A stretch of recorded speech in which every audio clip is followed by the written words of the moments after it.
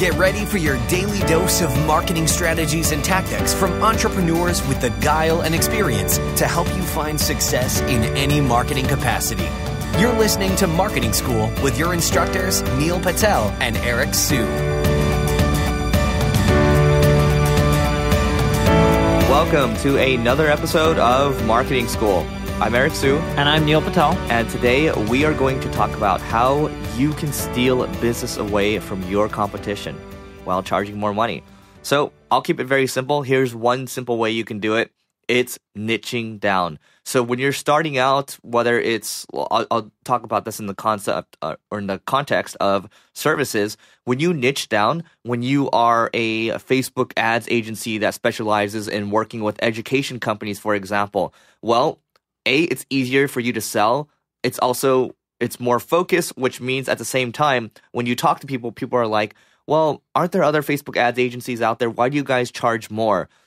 So you can actually even, let's say 2x, 5x your prices. You say, well, we have a lot of experience in the education niche. This is who we work with. Here's all the companies we worked with. Here's what we do for you exactly. Here's why our process is different. And here's why you'll get results faster. You can make that kind of argument when you niche down instead of trying to be everything to everyone, because in that case, it's really unfocused, people are confused, and the more confused your messaging is, the more difficult it is to sell, and the less you get to charge, and the less you make. Another good example of this is Campaign Monitor. The email marketing space is really crowded. When they first started out, they decided to focus on a niche, email marketing for designers. That allowed them to grow faster, generate millions in revenue, eventually be mainly bought out by private equity / venture capitalists. And then from there, they kept growing and expanding. ConvertKit recently did the similar thing in which they created an email marketing solution that was supposed to be easier than most tools out there. And they didn't do well. The product's great, but they just weren't getting any traction.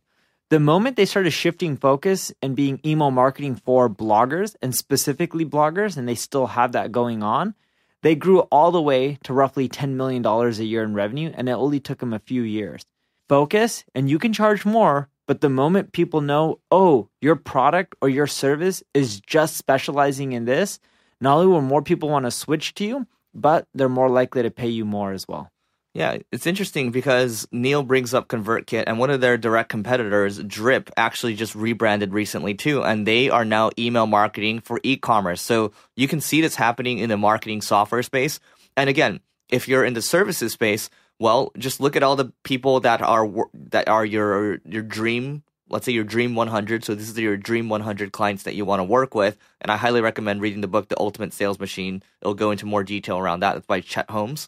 So look at your dream 100, reach out to the people that are, maybe let's go with the education example, reach out to the people in education and say, hey, are you happy with everything going on right now? And like Neil mentioned in the past, you could just reach out, do a free analysis for them, hand it off to them, talk to them for 5-10 minutes or so, and talk about how you're different and how they're going to get better results. That really resonates because when you tailor something in your messaging, let's say when you're reaching out cold email to someone and it's customized, even for 1 to 2 sentences, towards what they care about, towards what they know, towards what they relate with, it becomes a lot easier, again, for you to make things happen. So make things less confusing. And then if you're starting out, again, this also applies to business as well. When you look at Apple, started with the computer first. Now they have the iPad, the iPhone, all these other bells and whistles. It's important to niche down first. That way it's easier to steal business away from your competition and you can charge more.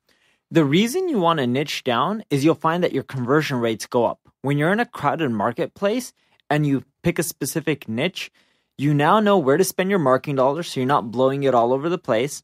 2, your conversion rates will go up because when the ideal user comes to your site, they'll be like, your product or service is specific towards my needs.